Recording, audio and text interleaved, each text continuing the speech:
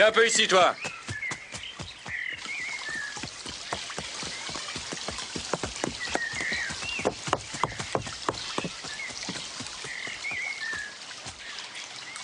Qu'est-ce que vous venez faire chez moi, dans ma propriété? Je suis venu récupérer ce qui m'appartient, monsieur. Ce jeune voleur s'est enfui en emportant des fers à cheval et un sac de clous qu'il a pris dans ma forge.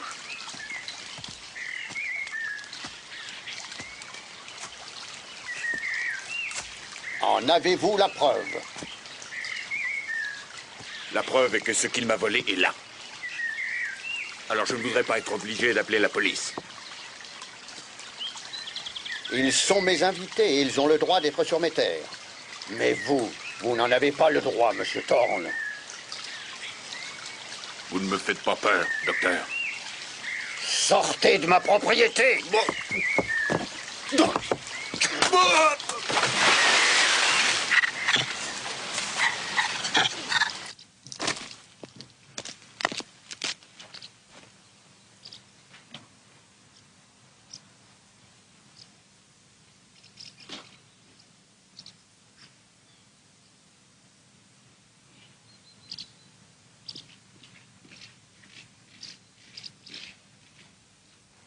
Revenez le plus vite possible. Je vous assure que vous n'avez aucune inquiétude à avoir, ma chère. Nous serons mariés dans quelques semaines.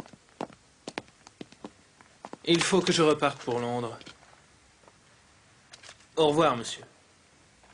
Je tiens à vous remercier de ce très agréable week-end. J'espère vous donner un peu plus de mal aux échecs la prochaine fois.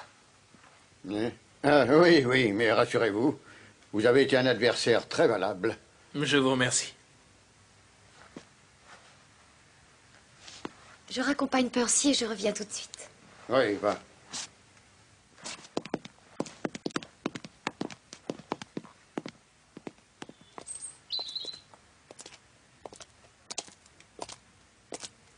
Allez m'attendre à l'entrée du parc, voulez-vous? Bien, monsieur.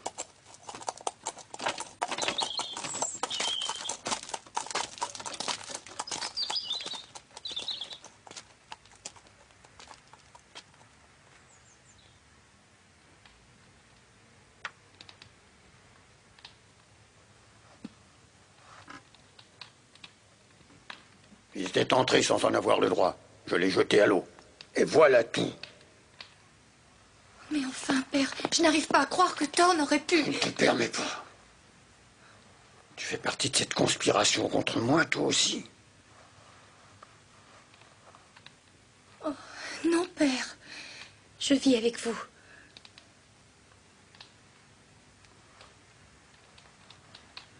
Mais plus pour longtemps, hein. Tu vas partir dès que tu auras épousé cet Armitage.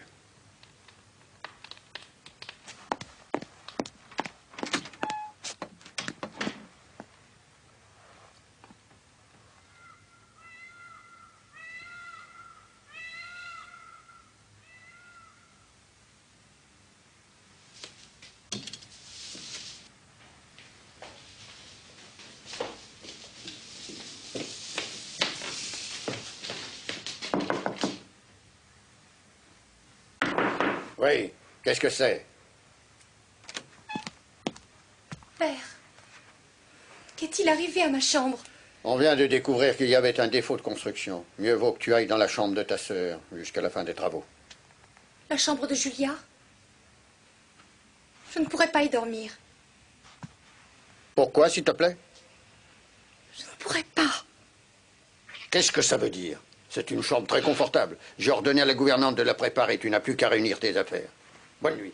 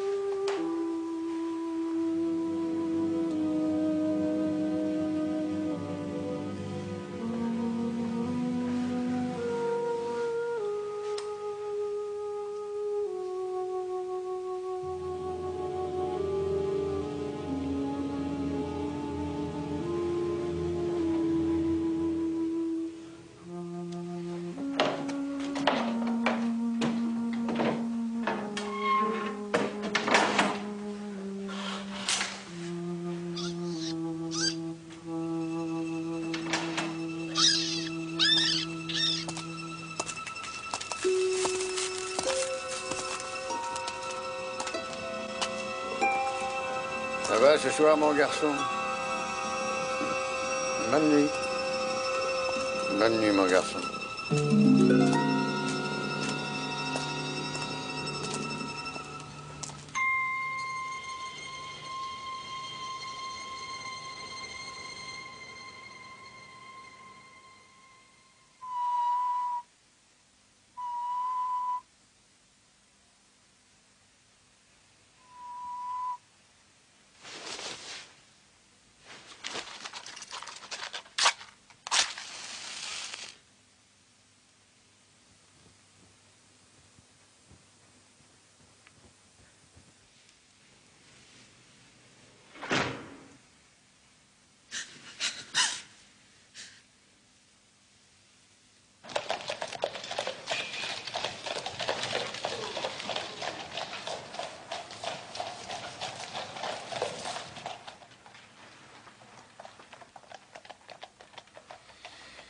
Ah, je suis désolé, Watson, mais il semble que le sort s'abatte sur nous ce matin. Quoi? Madame Hudson a été réveillée. Elle s'est vengée sur moi et moi sur vous. Enfin, il n'est que 7h15. Qu'est-ce qu'il y a? Le feu? Non, non. Une cliente. Il faudra attendre un moment avant qu'elle tire, monsieur. Bon, seulement un petit moment. Madame Hudson est maîtresse dans l'art d'allumer un feu de cheminée. Ah, voici mon ami intime et associé, le docteur Watson, devant qui vous pouvez parler tout aussi librement que devant moi. Je suis enchanté. Oh, Madame Hudson, auriez-vous la gentillesse de servir une tasse de café bien chaud à cette jeune femme? Je crois remarquer que vous frissonnez. Ce n'est pas le froid qui me fait frissonner. Qu'est-ce que c'est? C'est la peur, monsieur Holmes. C'est la terreur. N'ayez plus peur. Vous avez frappé à la bonne porte. Nous allons vous aider. À ce que je vois, vous êtes venu par le train ce matin. Alors vous me connaissez? Non, mais j'ai remarqué la seconde moitié d'un billet de retour dans la paume de votre gant gauche. Vous êtes parti tôt, mais vous avez dû faire un trajet dans une charrette anglaise sur des routes difficiles pour arriver à la gare. Oh, ne voyez là aucun mystère. Sur votre manche gauche, il y a des éclaboussures de boue qui se trouvent à 7 endroits différents. Les marques sont fraîches. Il n'y a aucun véhicule, mis à part la charrette anglaise, qui éclabousse de cette façon si particulière. Et cela n'arrive que lorsqu'on est assis à gauche du cocher. Tout cela est parfaitement vrai. Je suis dans une situation si difficile que je deviendrais folle si ça devait continuer. J'ai entendu parler de vous par Madame Farintosh, à qui vous avez apporté une aide précieuse. Farintosh?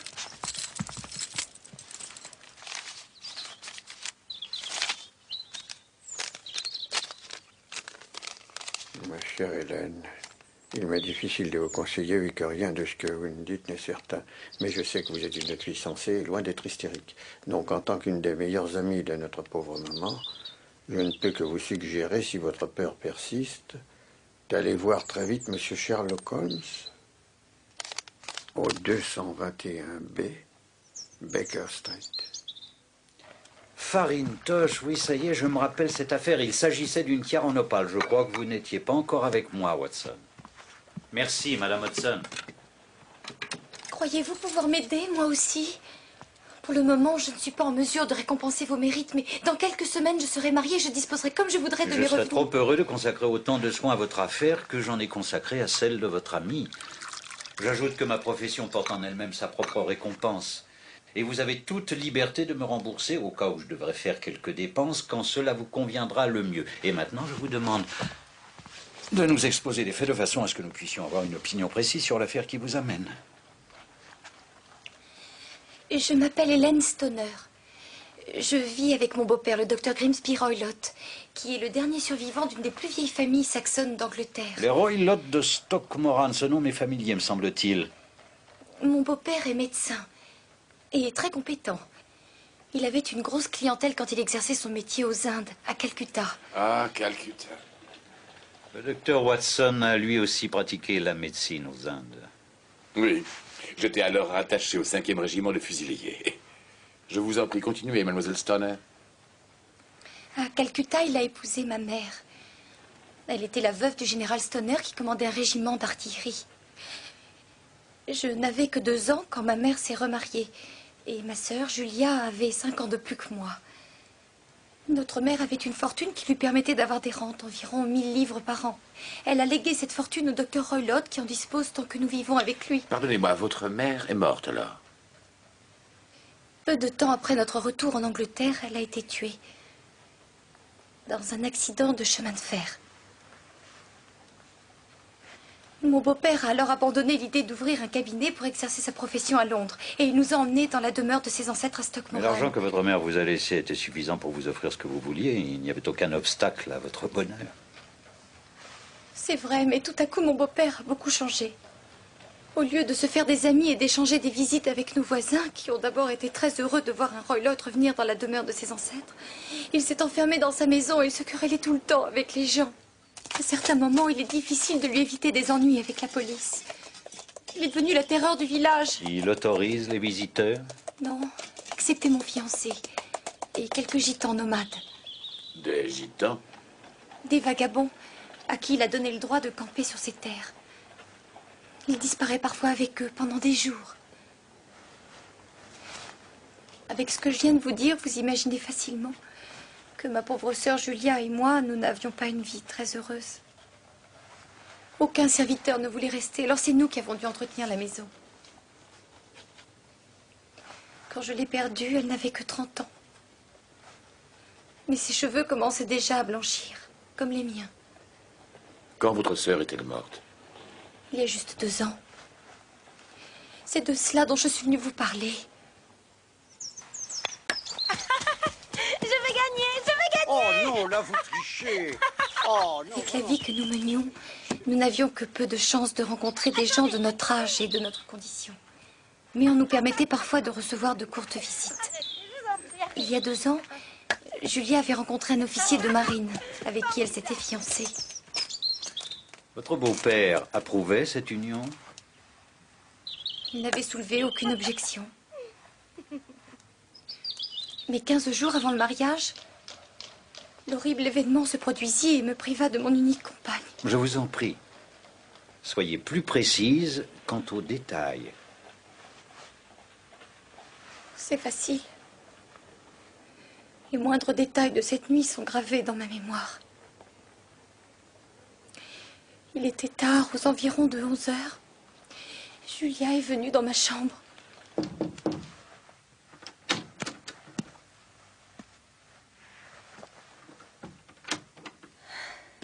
Il fume encore ces horribles cigares. Tu devrais prendre cette chambre jusqu'à ton mariage.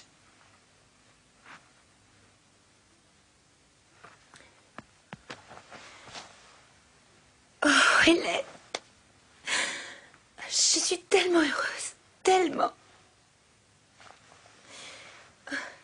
Et en même temps, je suis malheureuse de te laisser toute seule ici. Mon tour viendra sûrement. Tu vas me manquer. Ne dis pas ça. Je viendrai te voir.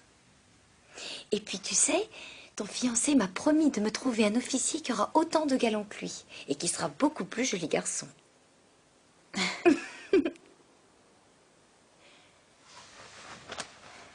Julia, qu'est-ce qui se passe? Hélène, est-ce que tu as entendu quelqu'un siffler au milieu de la nuit? Je suppose que ce n'est pas toi qui siffles en dormant. Bien sûr que non, pourquoi?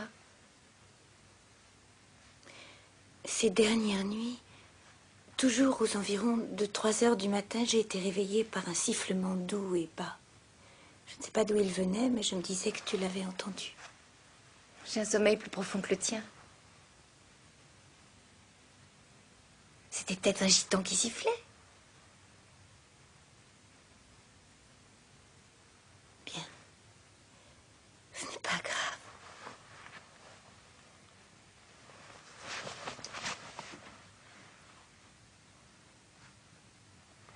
Hélène.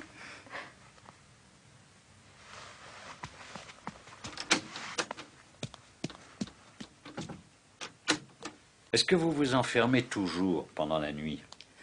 Toujours. Mon beau-père a une passion pour les animaux sauvages.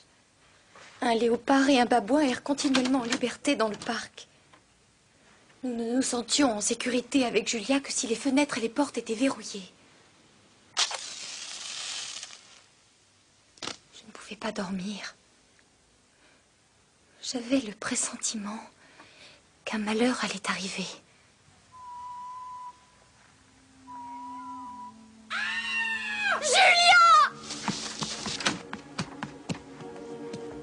Julia! Ah! Ah!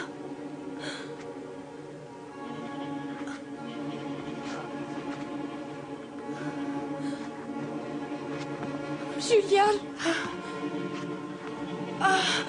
Je t'en supplie, aide-moi! Ah! Ah! Ah! Aide-moi!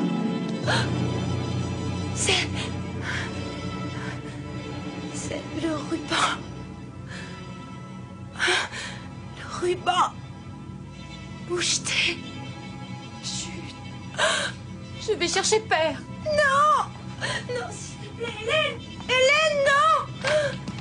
Retourne te coucher, Hélène. Je vais m'occuper d'elle.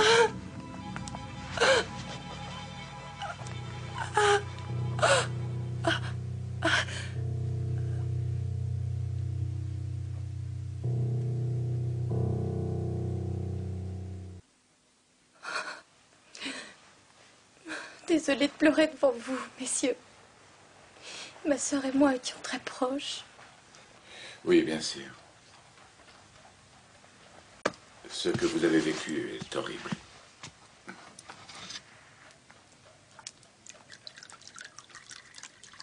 Et vous n'avez aucune idée de ce qui a pu causer... Ce sifflement et ce bruit métallique, vous êtes sûr que c'est ce que vous avez entendu?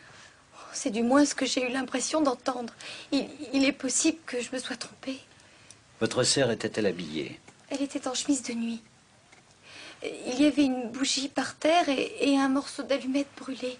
Elle a donc certainement été réveillée par quelque chose. Et elle a allumé la bougie pour voir ce qui se passait. À quelle conclusion le coroner en est-il arrivé? Il a fait une enquête très poussée, mais il n'a pas pu trouver de raison expliquant la mort de Julia. Si l'on s'en réfère à ce que vous dites, la porte était fermée à clé de l'intérieur, les fenêtres bloquées par des volets qui étaient fermés chaque soir. Il est donc tout à fait certain que votre sœur était seule quand ce malheur est arrivé. Oui. De plus, il n'y avait pas la moindre trace de violence sur elle. A-t-on pensé au poison? On a recherché les traces de poison, mais ça n'a rien donné. Qu'est-ce qui, selon vous, aurait causé la mort de votre malheureuse sœur? Je suis persuadée que Julia est morte de peur ou d'un choc nerveux. J'ai beau chercher ce qui a pu la terroriser, je n'arrive pas à trouver. Qu'avez-vous conclu en repensant à ce ruban moucheté? Délirium ou... Ou alors, ces gitans dont elle parlait, ces nomades qui vivent chez vous, portent des mouchoirs de couleur autour du cou. Il y a certains mystères qui dorment en eau profonde. Que s'est-il passé après la mort de votre sœur? Ma vie a été plus solitaire que jamais. Jusqu'à il y a un mois, quand un de mes amis, que je connaissais depuis des années, m'a fait l'honneur de me demander en mariage. Il s'appelle Monsieur Percy Armitage. Mais vous alliez vous marier dans quelques semaines. Alors, pourquoi êtes-vous venu ici alors que le bonheur vous attend?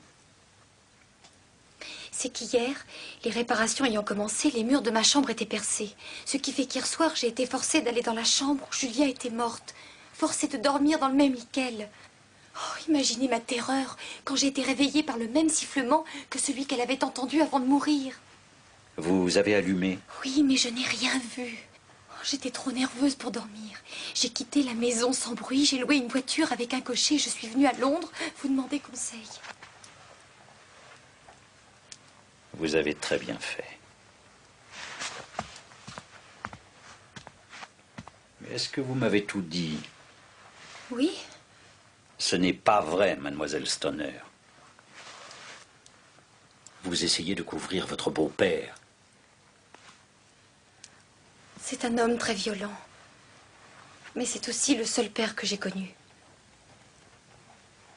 Je crois qu'il va être temps de prendre le petit déjeuner. Il y a une foule de détails que je voudrais connaître avant de décider de la façon dont je vais agir. Si nous nous rendions à Stockmoran aujourd'hui, est-ce qu'on pourrait jeter un coup d'œil sur la maison sans que votre beau-père le sache? Oh oui, tout à fait. Il doit justement aller en ville aujourd'hui pour affaire. Et les ouvriers? Oh, je n'en ai vu aucun. Il y a une femme de ménage qui vient du village, mais elle n'est là que le matin. Il n'y aura personne pour vous déranger. Excellent, Watson. Vous n'avez rien contre un voyage à la campagne? Mais bien sûr que non. Alors nous arriverons en début d'après-midi. Je serai là pour vous accueillir. Voulez-vous prendre le petit déjeuner avec nous? Non, merci beaucoup.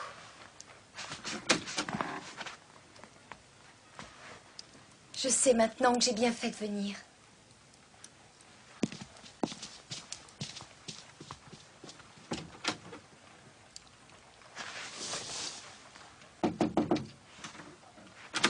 Ah, Madame Hudson. Merci. Bien. Si on rassemble tous les éléments, c'est-à-dire les sifflements nocturnes, la présence d'une bande de gitans qui sont très intimes avec le docteur, l'allusion de la sœur à un ruban moucheté, alors tout nous porte à croire que nous avons tout ce qu'il nous faut pour résoudre le mystère.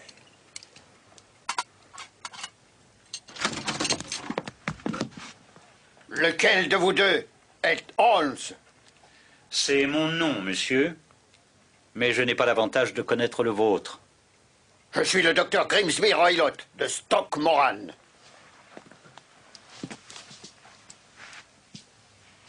Dans ce cas, docteur, veuillez vous asseoir. Non, je ne le veux pas.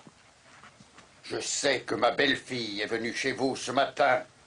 Qu'est-ce qu'elle est venue vous dire? Il fait encore assez frais à cette époque de l'année. Qu'est-ce qu'elle est venue vous dire? Mais on dit que les récoltes promettent d'être bonnes. Ah, vous ne voulez pas me répondre? Vous vous moquez de moi, monsieur. J'ai déjà entendu parler de vous. Vous êtes Holmes le touche-à-tout, Holmes la mouche du coche, Holmes le gratte-papier de Scotland Yard. Vous avez une conversation des plus divertissantes. Ayez la gentillesse de fermer la porte en vous en allant. En cette saison, il faut éviter les courants d'air. Je sortirai quand j'aurai dit ce que j'ai à vous dire. Je vous conseille de ne pas vous mêler de mes affaires. Je sais que mademoiselle Stoner est venue ici.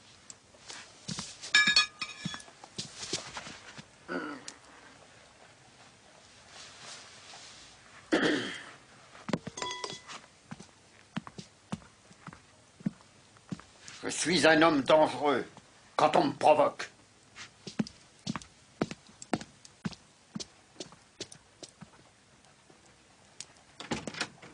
Je vous remercie, Madame Hudson. Ce n'était qu'un client.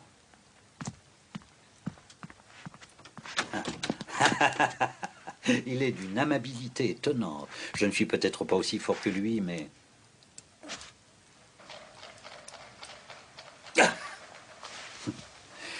Il a eu en plus l'insolence de me confondre avec un représentant officiel des forces de police. Cet incident donne du piquant à cette nouvelle enquête. J'espère que notre pauvre cliente n'aura pas à supporter les conséquences du fait que cette brute l'ait suivie jusqu'ici. Il y a quelque chose que j'aimerais approfondir. Il s'agit de la vie professionnelle de Roylott aux Indes. Si elle était si réussie que ça, pourquoi l'aurait-il abandonnée pour mener une vie d'aristocrate démuni? Mon ami Coombs doit le savoir. Coombs était à Calcutta à peu près à la même époque. Alors allez voir votre ami Coombs et demandez-lui ce que nous voulons savoir. De mon côté, je vais aller consulter certains documents qui, je l'espère, me donneront certaines indications nous permettant de faire avancer notre enquête. Retrouvons-nous à 1 heure sous l'horloge de la gare de Waterloo. Ceci, bien sûr, si vous avez fini de prendre votre petit déjeuner. Oh, votre revolver. Vous m'obligeriez en le glissant dans votre poche. Les armes sont toujours un excellent argument contre ces forces de la nature qui tordent les tisonniers en fond des nœuds. Ça et votre brosse à dents sont les seules choses dont vous aurez besoin. J'ai vu le testament de la mère de notre cliente. Elle était en effet à l'abri du besoin. Elle avait une rente annuelle de 1100 livres à sa mort. Mais avec la chute des prix agricoles, cette rente n'est plus maintenant que de 750 livres. Chacune des filles à son mariage peut demander 250 livres. Donc si jamais les deux filles s'étaient mariées, notre monsieur Grimsby Roylott n'aurait plus qu'un maigre revenu. Et même un seul mariage suffirait à le ruiner. Oui. Conclusion, c'est lui qui a le meilleur mobile pour l'instant. Avez-vous pu trouver Coombs? Oui, je l'ai trouvé. Ça n'a pas été d'une grande facilité, mais j'ai finalement réussi à le trouver grâce à Swanson chez Barnes. Il a connu Roylott à Calcutta. Il a confirmé ce que notre cliente a dit. Et il a ajouté quelque chose de très étonnant. Voilà, il semble que toute une série de vols ait été commis dans sa maison à Calcutta. On a soupçonné un indigène qui était son domestique. Roylott a immédiatement voulu punir le voleur. Il était fou furieux et a battu à mort le pauvre garçon. Il a échappé de peu à une condamnation à mort, mais il a été condamné à une longue peine d'emprisonnement. Et celui qui est revenu vivre ici était amer, et on voulait à la terre entière. Ah, Watson. De cruauté ici-bas. Quand un homme intelligent décide de se consacrer au crime, le pire est à craindre.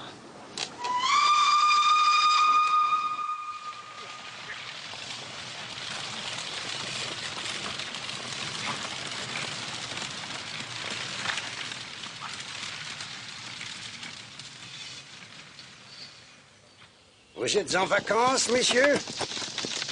Non, nous sommes architectes.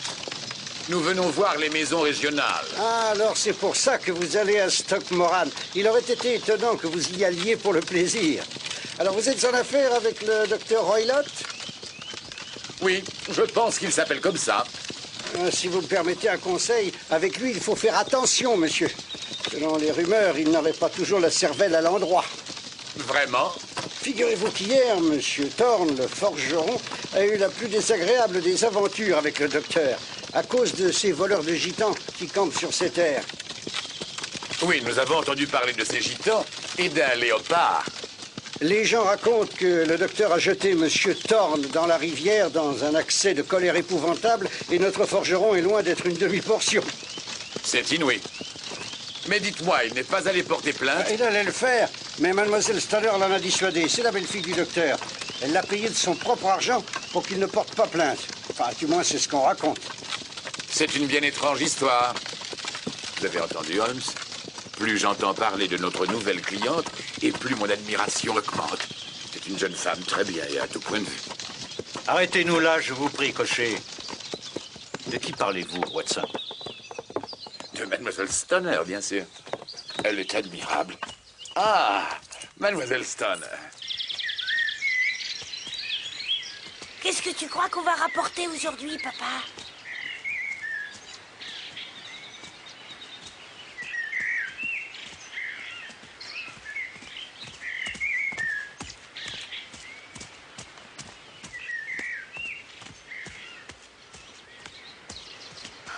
Tout s'est arrangé mieux que je ne le croyais. Le docteur Roylott est à Londres et il n'en vient pas avant ce soir. Mais nous avons déjà eu le plaisir de faire la connaissance du docteur. Ça veut dire qu'il m'a suivi? Oui. Il est arrivé juste après votre départ, mais Holmes l'a envoyé promener comme il le méritait. Il est si rusé que je ne me sens jamais en sécurité avec lui. Alors il ferait bien de prendre garde, où il pourrait trouver sur sa route quelqu'un de plus rusé que lui. Allons-y maintenant. Holmes, ne devrions-nous pas éloigner Mademoiselle Stoner de la maison cette nuit? Et éveiller les soupçons. Mais s'il s'en prend à elle? Nous ne serons pas loin.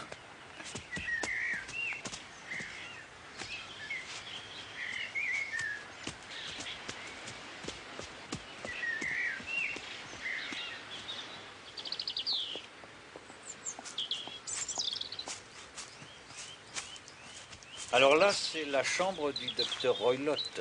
Là, c'est celle de votre sœur, et là, c'est la vôtre. Oui, mais maintenant je dors dans celle-ci. Oui, pendant qu'on fait les travaux. Puis-je vous faire une remarque, mademoiselle? Oui. Il est assez inhabituel de voir des chambres se trouver au rez-de-chaussée. On a déplacé les chambres au rez-de-chaussée quand la maison a commencé à se détériorer. Ah oui, évidemment. Quelle tristesse. Cet échafaudage me semble un peu juste s'il y a vraiment tant de travaux à faire. On ne fait pas de travaux. Je pense que c'était une excuse pour me faire changer de chambre. Ah, très intéressant. Maintenant, mademoiselle, voulez-vous avoir l'amabilité d'aller dans la chambre que vous occupez en ce moment et de bloquer les volets?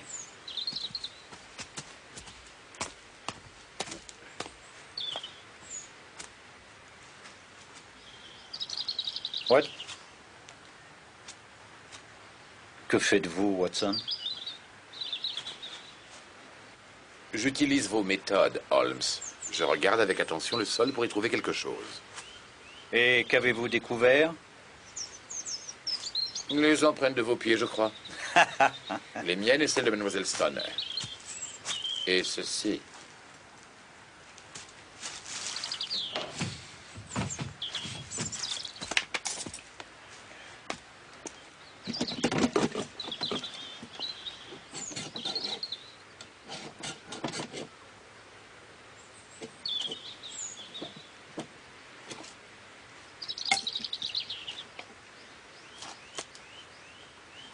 Personne n'aurait pu les forcer s'ils étaient bloqués.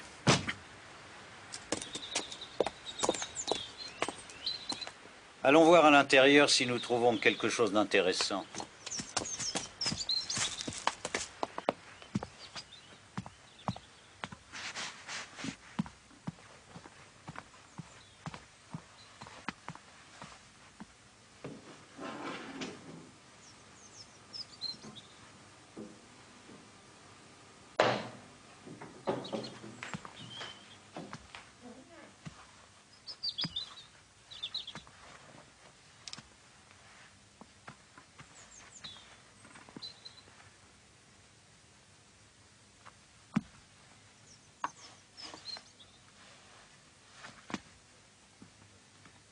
Cette sonnette sonne chez qui? Dans la chambre de la gouvernante. C'est une installation récente? Oui, il n'y a que quelques années qu'on a installé. C'est votre sœur qui l'a demandé?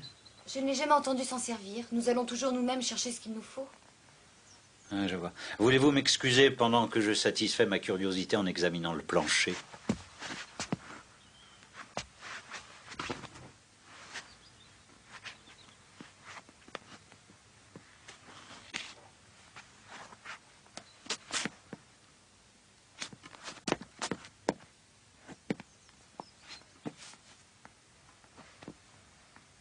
Elle ne marche pas.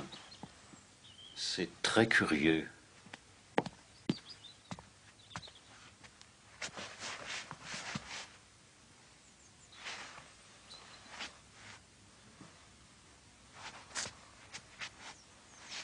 Une aération donnant dans une autre pièce. Voudriez-vous dire que ça devrait en réalité communiquer avec l'air extérieur? C'est également assez récent. C'est évident. Mademoiselle Stoner, avec votre permission, nous allons continuer nos recherches dans la chambre de votre beau-père.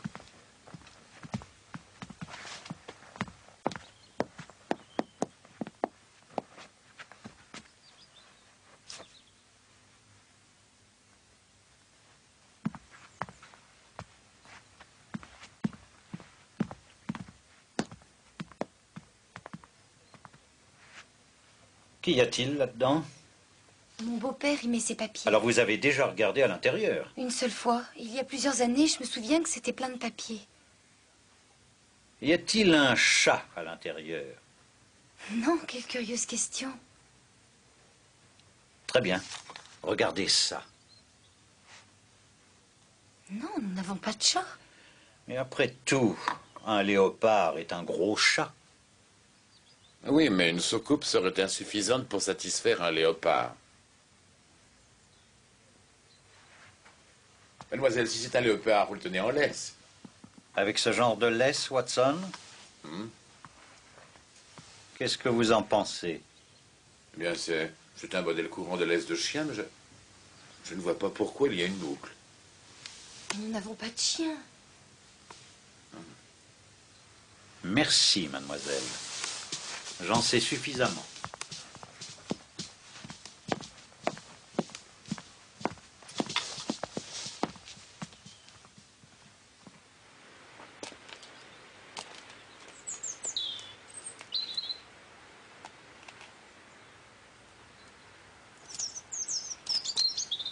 J'allais lui demander s'il voulait du thé.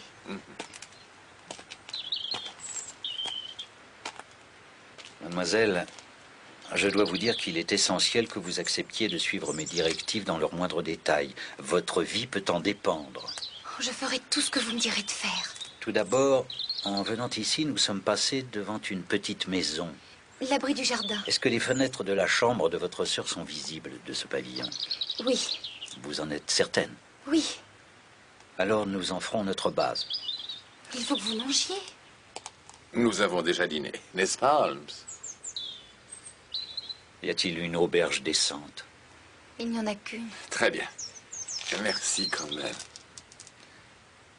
Maintenant, mademoiselle Stoner, quand votre beau-père reviendra, vous devrez vous enfermer dans votre chambre, en prétextant une migraine.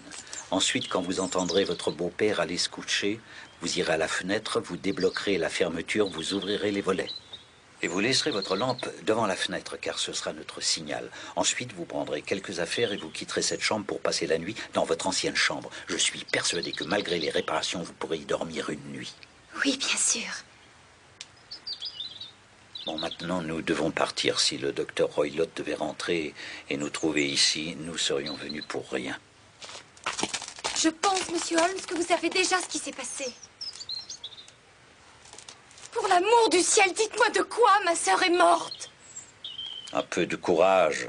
Si vous faites ce que je vous ai dit de faire, alors soyez certaine que nous allons écarter le danger qui vous menace.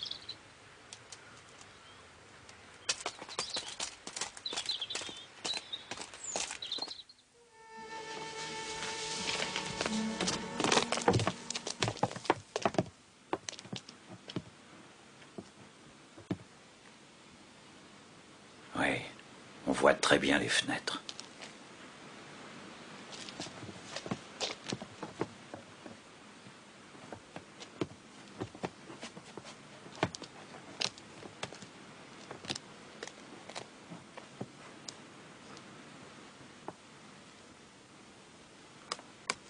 À votre avis, ça va prendre toute la nuit, Holmes? C'est possible. Tout est possible. Quand un médecin tourne mal, il est le plus dangereux des criminels. Il a du sang-froid et il sait ce qu'il fait. Palmer et Pritchard n'avaient pas leur pareil dans leur profession. Notre homme, lui, utilise tous les coups défendus. J'éprouve quelques scrupules de vous avoir entraîné ici. Nous avons affaire à un homme très dangereux. Si vous le voulez, je peux vous prêter main forte. Je vous remercie.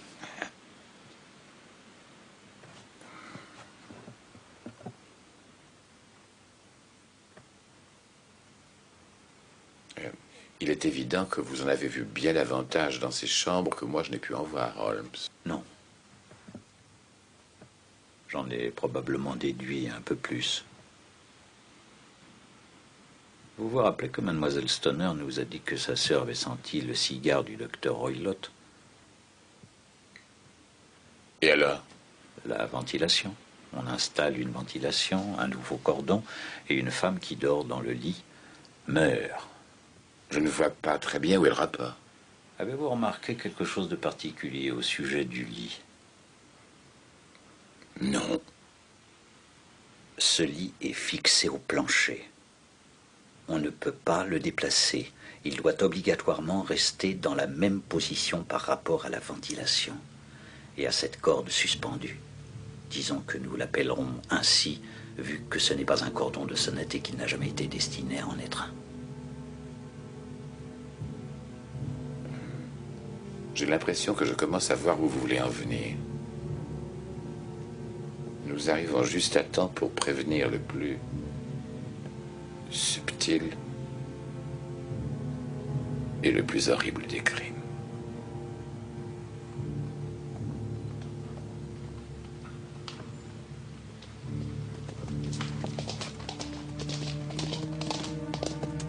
Ah, doucement, doucement.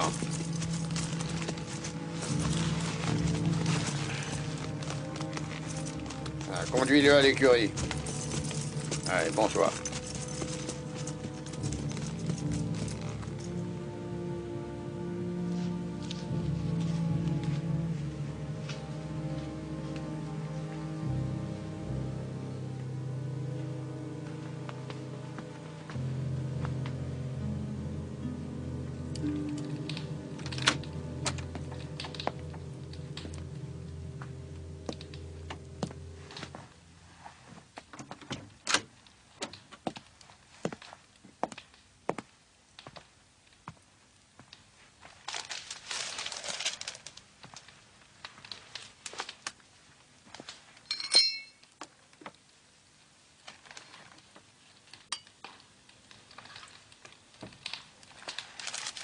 passé une bonne journée?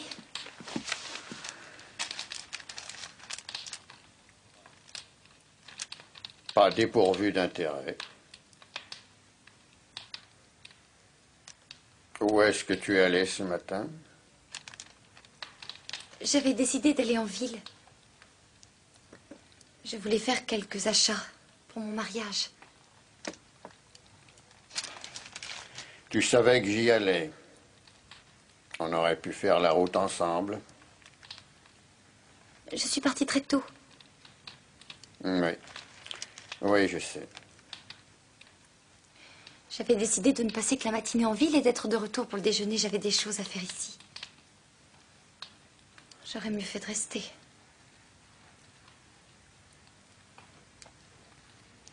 Tu as toujours été une menteuse de premier ordre.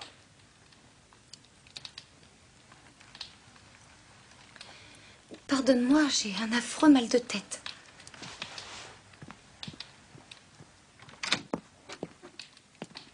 Holmes le tout-à-tout. Holmes la mouche du coche. Holmes le gratte-papier de Scotland Yard.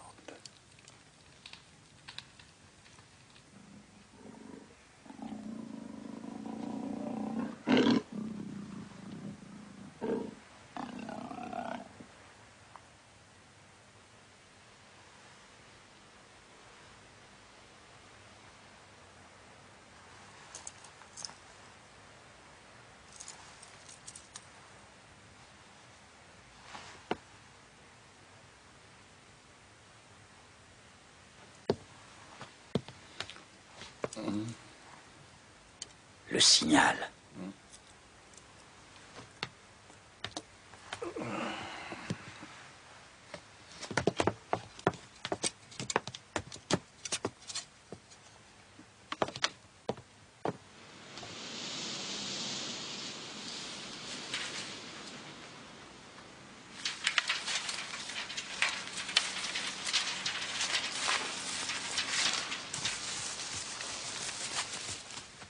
Couchez-vous!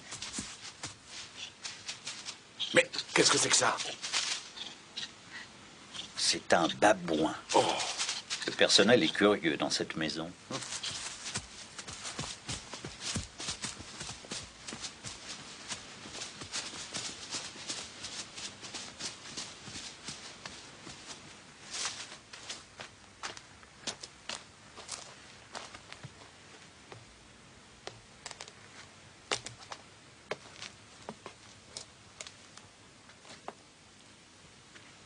Nous allons nous asseoir.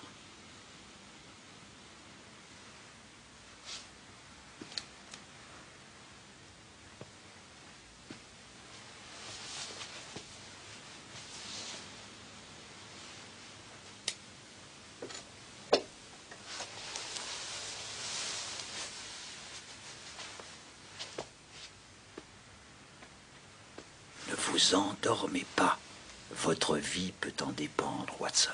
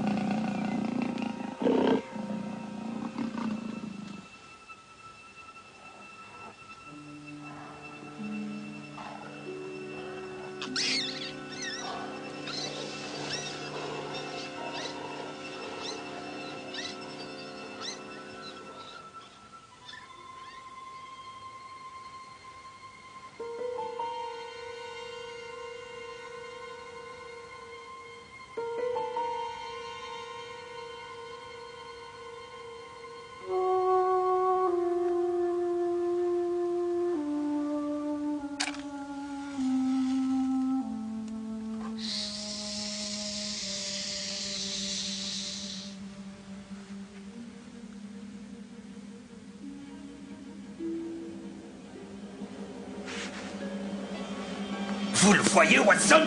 Vous le voyez?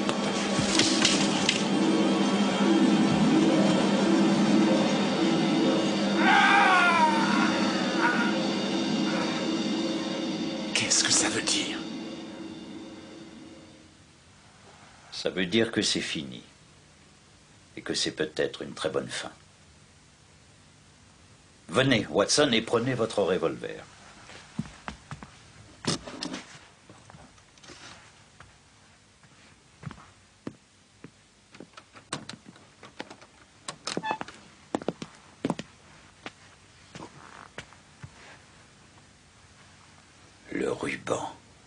Le ruban moucheté. C'est un serpent qui vit dans les marais. C'est le serpent le plus dangereux des Indes. Roylott est mort quelques secondes après avoir été mordu.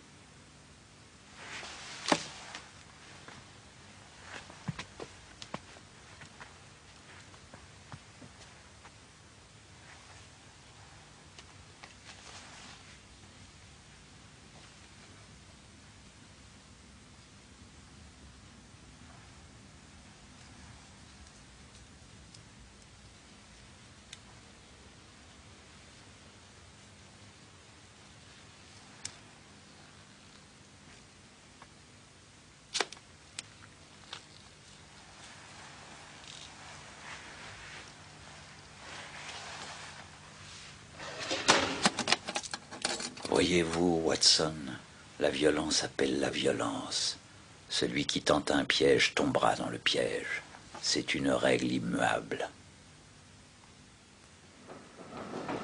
L'idée d'un serpent m'a traversé l'esprit quand j'ai vu que le docteur Roylott aimait s'entourer d'animaux originaires des Indes. Une sorte de poison. Rapide et meurtrier. Et qu'on ne pouvait découvrir car il ne laisse aucune trace.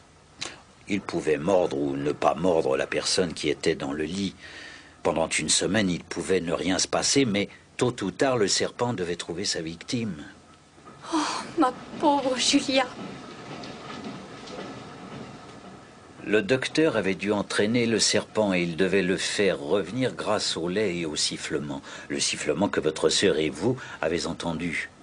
Et en examinant le fauteuil dans la chambre du docteur Roylott, j'ai découvert qu'il avait l'habitude de monter dessus pour atteindre la ventilation.